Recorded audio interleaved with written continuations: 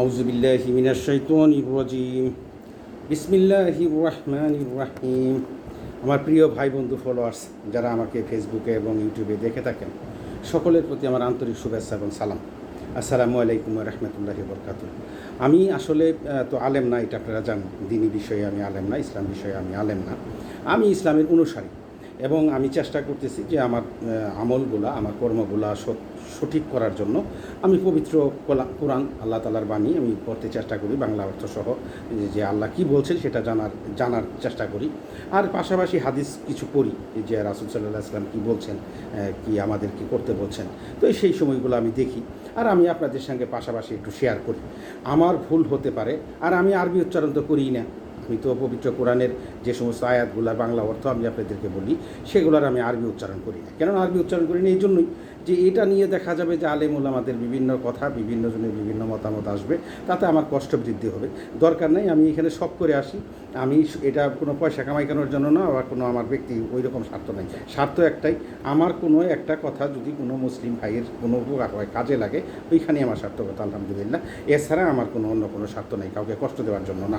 আর আপনারা যারা যদি আমার ভুল হয়ে থাকে, আপনারা কমেন্টস করবেন, আমি দরকার পড়ে ওই ভিডিওই ডিলিট করে দিব। কিন্তু তারপরেও কোনো এরকম কিছু করবেন না যে আমি সমালোচনা করবেন না। সমালোচনা তো ভালো না, এটা জানেনি যে গীবত করা ভালো না। যে গীবত করে তার স্থান হলো হুতামা, আর হুতামা কি প্রচলিত আগুন। আল্লাহ আমাদেরকে তৌফিক দান করুক, বুঝে দান করুক। আমি এখন যেটা আসছি, সে বিষয়টা হলো যে আমি ইদানিং আমাদের মিডিয়াতে দেখছি, সামাজিক যোগাযোগ মাধ্যমে, এই আমাদের আলেম ওলামাদের মধ্যে কিছু দ্বন্দ্ব। তো ওনারা তো জ্ঞানী, ওনারা তো অনেক কিছু জানে, তো ওনাদের জ্ঞানের বহিঃপ্রকাশ করার জন্য, প্লাস আর একটা জিনিস আছে ভুলগুলা ধরার জন্য, আর এই ভুল নিয়ে ওনারা কথা বলবেন, এটাই স্বাভাবিক।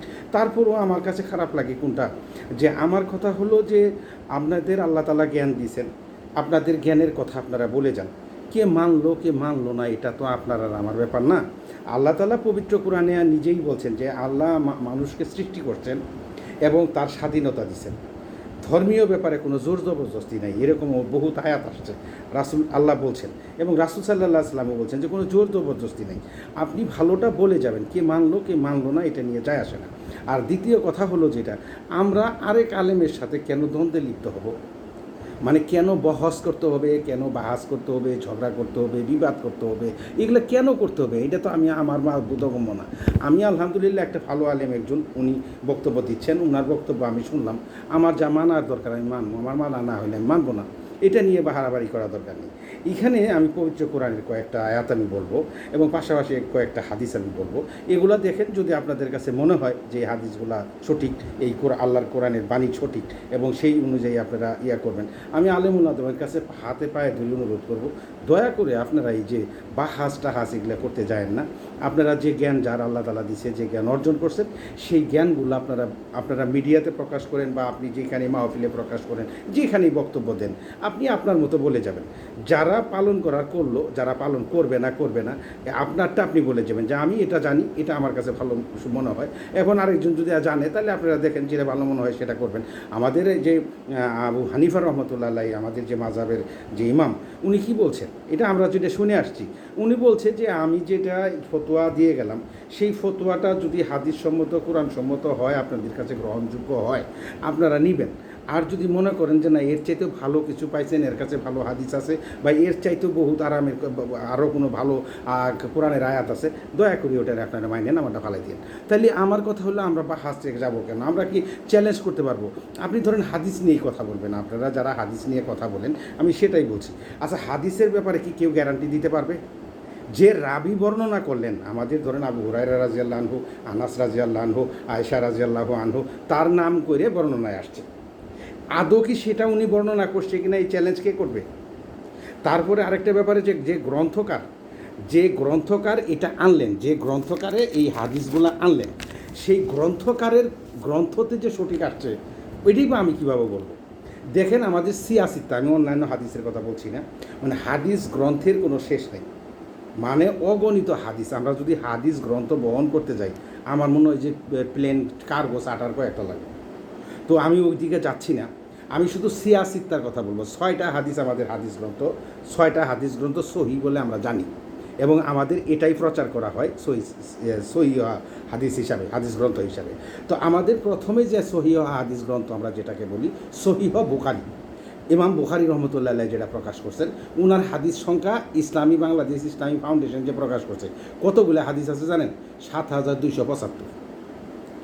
আবার উনারই ছাত্র ইমাম মুসলিম, উনি উনার সহিহ মুসলিম গ্রন্থে আনছেন 9200 হাদিস। তারপরে দেখেন সুনানে নাসাই, সুনানে নাসাই হাদিস গ্রন্থে নাসাই ইবনে নাসাই রহমতুল্লাহ আলাইহি উনার হাদিস গ্রন্থে হাদিস আনছেন 5758। আবার সুনানে আবু দাউদ গ্রন্থে ইমাম আবু দাউদ রহমতুল্লাহ আলাইহি উনার হাদিস গ্রন্থে হাদিস আনছেন 5184। ইমাম তিরমিজি রহমতুল্লাহ আলাইহি উনার হাদিস গ্রন্থে আনছেন তিরমিজি শরীফে 3608। আর সুনানে ইবনে মাজাহ রহমতুল্লাহ আলাইহি উনার হাদিস গ্রন্থে আনছেন 4341টা হাদিস। এই যে হাদিস গ্রন্থগুলো আমাদের এই যা অনুযায়ী এতগুলো হাদিস প্রকাশ করছে, এই হাদিস গ্রন্থগুলো যে এক একজন এক একভাবে প্রকাশ করলো, এখন আমরা কি জানি আদৌ সেই হাদিসগুলো কি যেনারা ওনারা গ্রন্থ আকারে আনছেন? আমি কেউ আমার উপর রাগ করেন না, আমি তো রাসূলের হাদিসকে বিশ্বাস করতে একবার আছি, কিন্তু কথাগুলো তো 3-4টে মাধ্যমে আসছে। আদৌ কি কথাগুলো সত্য কিনা, উনি রাসূল সাল্লাল্লাহু আলাইহি ওয়াসাল্লাম বলছে কিনা, এ ব্যাপারে আমরা গ্যারান্টি না। তারপরে আবার যিনি গ্রন্থে নিয়ে আসছেন সঠিক কিনা সেটাও জানি না। যাই হোক, আলহামদুলিল্লাহ আমরা সহি হিসেবেই ধরে নিই। কিন্তু সহি ধরে নিলেই ওটা নিয়ে যে আমাকে ঝগড়া বিবাদ করতে হবে এমন তো কোনো কথা নেই, এমন কোনো কথা নেই। তবে হ্যাঁ, বলে কোরআনের কথা, কোরআন কখনো কারো মাধ্যমে আসে নাই, এক রাসূল সাল্লাল্লাহু আলাইহি ওয়াসাল্লামের কাছে আসছেন, সাহাবারা বাইন্ডিং করছেন, এটা মুখস্থ করছেন, এটা একই জায়গায় একই কোরআন বিভিন্ন জায়গায় চলে গেছে, কোরআনের ব্যাপারে কোনো সন্দেহ নেই। আর কোরআনের ব্যাপারে কেউ কোনো বুদ্ধিমত করে নাই, আর এটার বাণী একটা অক্ষরও এদিক ওদিক করার কোনো ক্ষমতা নেই। আর যিনি পাঠাইছেন উনি বলছেন এটা রক্ষণাবেক্ষণের দায়িত্ব আমার, অতএব এইখানে আর কোনো কথা নেই। তো আমার কথা হলো এই যে আমরা হাদিস নিয়ে পিরাপিরি বাহাস বা এইটা নিয়ে আমল নিয়ে, আচ্ছা আমল কি? এখন আমি কয়েকটা কথা বলি, আপনারা একটু খেয়াল করেন, তারপরে আমি আমল সম্পর্কে বলবো। এখানে আল্লাহ তাআলা, আমি যেটা বলছি সেখানে যে আমার প্রথম প্রশ্ন হলো, আপনারা কি ধর্মভীরুতা দেখাচ্ছেন, ধর্মপরায়ণতা দেখাচ্ছেন নিজেদেরকে? আমি আলেমদেরকে বলছি, আল্লাহ মাফ করুন, আমি আমাদের কি বলছি, আমরা কি ধর্মপরায়ণতা দেখাচ্ছি? বেশি ধর্ম নিয়ে কথা বলে, বেশি এটা এরকম না ওইটা ওইরকম না এইরকম, এবং একেবারে আমি আমল করতে করতে মানে এমন বুজুর্গ হয়ে গেছি গে, টুপি তো লাগাইছি, পারগি 3টা লাগাইছি, জুব্বা পরছি, এর উপর দিয়ে আরও কিছু পারলে পরহেজগারি পোশাক করি। তার মানে কি আমি ধর্মপরায়ণতা দেখাই যে আমি বিরাট বড় ধার্মিক? না, এখানে আল্লাহ তাআলা বলছেন যে সূরা হুজরাত আয়াত নাম্বার 16, সূরা হুজরাত আয়াত নাম্বার 16 আল্লাহ বলছেন, বলুন তোমরা কি তোমাদের ধর্মপরায়ণতা সম্পর্কে আল্লাহকে অভিহিত করছো? যে তোমরা যা করতেছো সেগুলা করে কি তোমরা বোঝাচ্ছ আল্লাহ তাআলাকে যে তোমরা খুব ধর্মপরায়ণতা? অথচ আল্লাহ জানেন যা কিছু আছে ভূমণ্ডলে এবং যা কিছু আছে নবমণ্ডলে, আল্লাহ সর্ববিষয়ে সমক্ষ। অতএব আমরা কি করতেছি, আমরা আসলে কি ধর্মপরায়ণতা দেখাচ্ছি না কি দেখাচ্ছি, না জ্ঞানের বহিঃপ্রকাশ দেখাচ্ছি, আল্লাহ ভালো জানে। যে বেশি বিদেশি আলেমদের কারবারে আর ভালো লাগতেছে না, আমার কাছে একটু খারাপ লাগে যে বাহাস মাহাস। আমার কথা হলো আপনার কথা আমি বলি যান, আল্লাহ জানে একা কী করতেছে। দ্বিতীয় আয়াত সূরা হুজরাত আয়াত নম্বর হলো 17, এইখানে বলছে আল্লাহ তাআলা যে তারা মুসলমান হয়ে আপনাকে ধন্য করেছে মনে করেন। যেমন আগের আয়াতে আল্লাহ তাআলা রাসূলকে বলছে যে রাসূল এদেরকে বলেন যে তোমরা কি ধর্মভীরু মানে ধর্মপরায়ণতা দেখাচ্ছ, আর এটাতে বলছে যে রাসূলকে যে তারা মুসলমান হয়ে আপনাকে ধন্য করেছে মনে করে। বলুন তোমরা মুসলমান হয়ে আমাকে ধন্য করেছো মনে করো না, বরং আল্লাহ ইমানের পথে পরিচালিত করে তোমাদেরকে ধন্য করেছে যদি তোমরা সত্যনিষ্ঠ হয়ে থাকো। যে তোমরা মুসলমান হইছ আর বুঝাইতেছো যে এটা বিরাট, রাসূলকে মাথায় উড়াই ফেলেছেন যে রাসূল আপনার কথা মানছি, আপনার সব কিছু করে ফেলেছি। না না, মুসলমান হওয়াটা আমারই কল্যাণের জন্য, আমি বেঁচে গেছি গিয়া দুজক থেকে বেহেশতে, অতএব আমারই কল্যাণের জন্য আমি হয়েছি। তো এইগুলা আল্লাহকে জানানো লাগবে না। সূরা বনী ইসরাইল আয়াত নম্বর হলো 84, এখানে আল্লাহ বলছেন, আল্লাহ রাসূলকে বলছেন, বলুন প্রত্যেককেই নিজ নিজ রীতি অনুযায়ী আমল করে, প্রত্যেককেই তার নিজ নিজ রীতি অনুযায়ী আমল করে। অতঃপর আপনার পালনকর্তা বিশেষ রূপে জানেন কে সর্বাপেক্ষা নির্ভুল আছে। তা আমরা ইবাদত করি, এই যে ইবাদত করি আমরা, আমি পরে বলতেছি, শেষে যাই কথা বলবো। তো এখন ঘটনা হলো যে আল্লাহ ভালো জানেন যে কে নির্ভুলের মধ্যে আছে। সূরা বাকারা আয়াত নম্বর হলো 256, সূরা বাকারা আয়াত নম্বর 256, এখানে আল্লাহ বলছেন দ্বীনের ব্যাপারে কোনো জবরদস্তি নাই, দ্বীনের ব্যাপারে কোনো জবরদস্তি বা বাধ্যবাধকতা নেই। নিঃসন্দেহে হেদায়েত গুমরাহি থেকে পৃথক হয়ে গেছে। এখন যারা গুমরাহকারী তাগুত থেকে মানবে না এবং আল্লাহতে বিশ্বাস স্থাপন করবে, সে ধারণা করে নিয়েছে সুদৃঢ় হাতল বা ভাঙবার নয়, আর আল্লাহ সবই শুনেন, সবই জানেন। আয়াতটা হলো দিনের ব্যাপারে কোনো জবরদস্তি বা বাধ্যবাধকতা নেই। নিঃসন্দেহে হেদায়েত গুমরাহি থেকে পৃথক হয়ে গেছে। এখন যারা গুমরাহকারী তাগুতদেরকে মানবে না, মানে যারা এখন গুমরাহকারী তারা তাগুতদেরকে মানবে না এবং আল্লাহতে বিশ্বাস স্থাপন করবে, সে ধারণা করে নিয়েছে সুদৃঢ় হাতল বা ভাঙবার নয়, আর আল্লাহ সবই শুনেন এবং জানেন। সূরা মায়েদা আয়াত নাম্বার হলো 105। এখানে আল্লাহ বলছে, হে মুমিনগণ তোমরা নিজেদের চিন্তা করো। হে মুমিনগণ, খুব ইম্পর্টেন্ট একটা আয়াত। হে মুমিনগণ তোমরা নিজেদের চিন্তা করো। তোমরা যখন সৎপথে রয়েছ তখন কেউ পথভ্রান্ত হলে তাতে তোমাদের কোনো ক্ষতি নেই। তোমরা যদি সৎপথে থাকো, তুমি যদি সঠিক থাকো, কে কী করলো সেটা নিয়ে তোমার কোনো সমস্যা নেই। তোমাদের সবাইকেই আল্লাহর কাছে ফিরে যেতে হবে। তোমাদের সবাইকে আল্লাহর কাছে ফিরে যেতে হবে। তখন তিনি তোমাদেরকে বলে দেবেন যা কিছু তোমরা করতে। এই যে দেখেন, এই যে এখানে আয়াতটা, আমি এই আয়াতটাকে খুব গুরুত্ব দিই বেশি। সূরা মায়েদা আয়াত নাম্বার হলো 105। হে মুমিনগণ তোমরা নিজেদের চিন্তা করো। তোমরা যখন সৎ পথে রয়েছ তখন কেউ পথভ্রান্ত হলে তাতে তোমাদের কোনো ক্ষতি নেই। আমি এর আগে যেমন এই কথাটা, এই আয়াতের একটুটা কথা বলি। সেটা হলো যে আমাদের অনেক সময় সমাজে দেখা যায়, বা সমাজে প্রশাসনে বিভিন্ন জায়গায় বিভিন্ন কিছু দেখা যায় যে আমার ক্ষমতার বাইরে তারা ধর্মীয় ব্যাপারে এমন কিছু কাজ করতেছেন যেটা আমি আসলে আমাদের ধর্মের মধ্যে নাই, এটা আমার প্রতিবাদ করা উচিত, প্রতিবাদ করা সম্ভব, বা মানে প্রতিবাদ করা উচিত এজ এ মুসলিম হিসেবে, ইমানদার হিসেবে।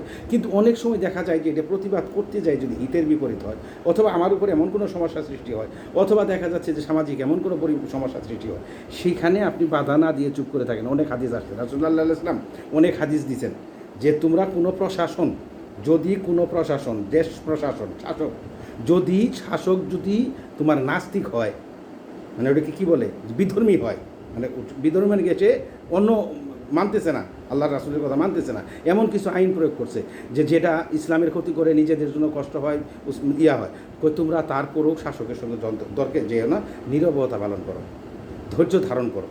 কিন্তু আমরা কি করি, শাসকের লাগে মারামারি বাঁচাই। যাই হোক, আমি যাচ্ছি না। তো অতএব এখানে কথাটা বলা হয়েছে, হে মুমিনগণ তোমরা নিজেদের চিন্তা করো। তোমরা যখন সৎ পথে রয়েছ তখন কেউ পথভ্রান্ত হলে তাতে তোমার কোনো ক্ষতি নেই।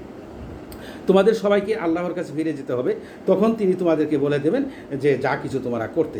মানে আমার কথা হলো যে আমরা এমন কিছু করতে যাব না যেটা ফিতনা ফাসাদের সৃষ্টি হয়, কারো কষ্ট হয়, এই জিনিসগুলো থেকে আমরা দূরে থাকবো। আর দ্বিতীয় কথা হলো জোর জবরদস্তি তো আল্লাহ করতে পারে, রাসূল সাল্লাল্লাহু আলাইহি ওয়াসাল্লাম কখনো জোর জবরদস্তি করে নাই। হ্যাঁ, উনি ইসলাম নিয়ে এই ধর্মীয় ব্যাপারে যুদ্ধ করছে। কখন যুদ্ধ করছে? কেউ যখন যুদ্ধ করতে আসছে ওনাকে বাধা প্রয়োগ করছে, উনি আঘাত করলে আঘাত করে প্রতিবাদ করছে। যে উনি দিন প্রতিষ্ঠার জন্য যখন ওনার এলাকা থেকে বের করে দিছে, মক্কা থেকে বের করে দিছে, মদিনাতে গেছে, উনি আসতে চাইছেন মক্কাতে হজ করতে, উমরা করতে, বাধা দিচ্ছে এইগুলার ব্যাপারে, তারপরেও তো উনি অনেক সন্ধি করছেন, চুক্তি করছেন, অনেক সময় অনেক কিছু মার দিয়ে দিচ্ছেন, অনেক সহ্য করছেন। উনি আল্লাহ তাকে দায়িত্ব দিচ্ছেন প্রচার করার, যারা মানে নাই তারা তার সঙ্গে দ্বন্দ্বে আসছে, উনি দ্বন্দ্ব করছেন যে আমাকে যদি কেউ মারতে আসে আমি প্রতিবাদ করবো না, তো উনি প্রতিবাদ করছে এরকম। তো আল্লাহ তাআলা আমাদের দিনকে জয় করে দিয়েছেন। তো এর মানে এই না যে কারো উপর জোর জবরদস্তি আল্লাহ তাআলাই করে নাই। আল্লাহ বলছে আমি যাকে হেদায়েত দেবো হেদায়েত দিব, সে পাবো, হেদায়েত যাকে দিব না সে পাবে না। আর দ্বিতীয় কথা হলো যে ধর্মীয় ব্যাপারে এটা পবিত্র কোরআনে আসছে, আমার বানানো কথা না। এখানে আমি আয়াতটা পড়ছি, যে আয়াতটা বললাম আপনাদেরকে যে ধর্মীয় ব্যাপারে কোনো জোর জবরদস্তি বাধ্যবাধকতা নাই। তো অতএব এইখানে আমি সূরা হুজরাত আয়াত নাম্বার হলো 11 এখানে বলি, হে মুমিনগণ কেউ যেন অপর কাউকে উপহাস না করে। আমরা এই উপহাসও করি, মানে অনেক ঠাট্টা মশকারি, ফাজলামি, তারপরে কুৎসা, গীবত ইত্যাদি করি। এখানে বলা হয়েছে হে মুমিনগণ কেউ যেন অপর কারো উপহাস না করে, কেননা সে উপহাসকারী অপরকে উত্তম হতে পারে। এবং কোনো নারী অপর নারীকে যেন উপহাস না করে, কেননা কোনো উপহাসকারী কারিণী অপেক্ষা শ্রেষ্ঠ হতে পারে যে উপহাসকারী। তোমরা একে অপরের প্রতি দোষারোপ করো না, তোমরা একে অপরের প্রতি দোষারোপ করো না এবং একে অপরেরকে মন্দ নামে ডেকো না। কেউ বিশ্বাস স্থাপন করলে তাদের মন্দ নামে ডাকা গুনাহ। হ্যাঁ, যারা এহেন কাজ থেকে তওবা না করে তারাই জানে। তাইলে এই যে আল্লাহর কালামগুলো আমি তো নিজে বানাইনি, এটা আল্লাহ তাআলা বলছেন। তো আল্লাহ তাআলা যে কালামগুলো বললেন, যে কথাগুলো বললেন, এগুলো আমরা মেনে চলবো। এই আমাদের বা হাসবহুসের দরকার নাই। আমার কথা হলো আমি বিজ্ঞ আলেম, আপনি বিজ্ঞ আলেম, আলহামদুলিল্লাহ আপনার কথা আপনি বলে যান। আপনি বলেন, যারা বোধগম্য, আল্লাহ যাদেরকে হিকমা দিচ্ছেন তারা বুঝে আপনি একটা নিবে, যারা হিকমা দেয় নাই। আর হিকমা তো সবার দিবে এমন কোনো কথাও না, আর সবাই যে একই কথা বলবে সেরকমও না, সবারই কম বেশি অনুসারী আছে। ওই যে হ্যাঁ হ্যাঁ করে হুজুর ঠিক আছে, হুজুর ঠিক আছে বলে হলো ঠিক আছে, তো ওগুলো কথা আমাদেরকে বলে লাভ নেই। এখন ব্যাপারটা হইলো, আমি একটা হাদিসের কথা বলি। এটা হইলো দলাদলি নিয়ে। এইখানে আবু হুরায়রা রাদিয়াল্লাহু আনহু থেকে হাদিসটা বর্ণিত আছে। রাসূল সাল্লাল্লাহু আলাইহি সাল্লাম বলেছেন, ইহুদিরা বিভক্ত হয়েছে ৭১ দলে কিংবা ৭২ দলে। ইহুদিরা কি বিভক্ত হয়েছে? ৭১ কিংবা ৭২ দলে হয়েছে। আর আমার উম্মতে বিভক্তি হবে ৭৩ দলে। রাসূল সাল্লাল্লাহু আলাইহি সাল্লাম বলছে যে আমার উম্মত বিভক্তি হবে ৭৩ দলে। তো এই যে এই হাসান হাদিসটা সহিহ বলা হয়েছে হাসান, এটা হলো ইবনে মাজাহ 3991 হাদিস নাম্বার, তিরমিজি হাদিস নাম্বার হলো 2640। আপনাদেরকে হাদিস নাম্বারগুলো বলছি। এটা হলো বুখারী আপনাদের ইসলামিক ফাউন্ডেশন থেকে প্রকাশিত, আপনারা দেখে নেবেন। যাই হোক, আরেকটা হাদিস হলো, এটাও বর্ণনা করছেন আবদুল্লাহ ইবনে ওমর রাদিয়াল্লাহু আনহু। আবদুল্লাহ ইবনে ওমর রাদিয়াল্লাহু আনহু থেকে বর্ণিত, তিনি বলেন, রাসূল সাল্লাল্লাহু আলাইহি সাল্লাম বলেছেন, বনু ইসরাইলের যে অবস্থা হয়েছিল আমার উম্মতারাও ঠিক তাদেরই অবস্থায় পতিত হবে। বনি ইসরাইলের উম্মতদের যে অবস্থা হয়েছিল, যে আমারও উম্মতদেরও সেই একই অবস্থা হবে। বলে কেমন? তাদের অবস্থা হবে এমনকি তাদের যদি কেউ প্রকাশ্যে তার মার সঙ্গে জেনা বিবাচারে লিপ্ত হয়ে থাকে, তবে আমার উম্মতেরও কেউ তাতে লিপ্ত হবে। নাউজুবিল্লাহ। তো বিভক্ত হয়ে গেছে। তো এইখানে বলা হয়েছে বনু ইসরায়েলেরা তো ৭২ দলে বিভক্ত হয়ে গেছে, আর আমার উম্মতেরা বিভক্ত হবে ৭৩ দলে। এদের একটি দল ছাড়া সব দলেই জাহান্নামী। রাসূল সাল্লাল্লাহু আলাইহি ওয়াসাল্লাম বলছেন যে একটা দল ছাড়া, এই যে ৭৩ দলে বিভক্ত হবে, একটা দল ছাড়া বাকি গুলাই সব জাহান্নামী। সাহাবি রাদিয়াল্লাহু আনহুগণ জিজ্ঞাসা করলেন, হে রাসূলুল্লাহ, এরা কোন দল? তিনি বললেন, আমি এবং আমার সাহাবারা যে দলের উপরে প্রতিষ্ঠিত আছে। মানে আমি এবং আমার সাহাবারা। তাহলে সাহাবারা কিসের উপরে প্রতিষ্ঠিত আছে? সাহাবারা কোরআনের উপরে প্রতিষ্ঠিত আছে। সাহাবারা কোরআনের উপরে প্রতিষ্ঠিত আছে। আল্লাহ কিসের উপরে রাসূল কিসের উপরে প্রতিষ্ঠিত আছে? কোরআনের উপরে। এগুলো আমি আপনাদেরকে বলবো। আমার কাছে এগুলোর একটা আছে। এখন আমি আরেকটা হাদিস বলি। এই হাদিসটা হলো মুআজ ইবনে জাবাল রাদিয়াল্লাহু আনহু থেকে। মুআজ ইবনে জাবাল রাদিয়াল্লাহু আনহু থেকে বর্ণিত, তিনি বলেন, রাসূল সাল্লাল্লাহু আলাইহি ওয়াসাল্লাম বলেছেন, তুমি কি জানো বান্দার উপর আল্লাহর হক কী? তুমি কি জানো বান্দার উপর আল্লাহর হক কী? আমি বললাম, আল্লাহ ও তার রাসূলই ভালো জানে। তিনি বললেন, তাদের উপর আল্লাহর হক হলো যে তারা ইবাদত করবে এবং তার সঙ্গে শরিক করবে না। আল্লাহর হক কি বান্দার উপর? আমার উপর কিসের হক? আমার উপরে আল্লাহর হক কি? যে আমরা তার ইবাদত করব এবং তার সাথে কাউকে শরিক করব না। এটা হলো আল্লাহর হক আমার কাছে। তিনি আবার বললেন, তুমি কি জানো বান্দা যখন তা করবে তখন আল্লাহর উপর তার হক কি? আমার হক যেমন আল্লাহর, আমার উপরে যেমন আল্লাহর হক, আল্লাহ বলছে যে আমি বান্দার উপর আমার হক হইলো আমাকে ইবাদত করবে এবং আমার সঙ্গে শরিক করবে না। তাহলে আমি যখন এই কাজটা করবো, তাহলে তখন তো আমারও একটা হক আছে আল্লাহর উপরে, আছে না?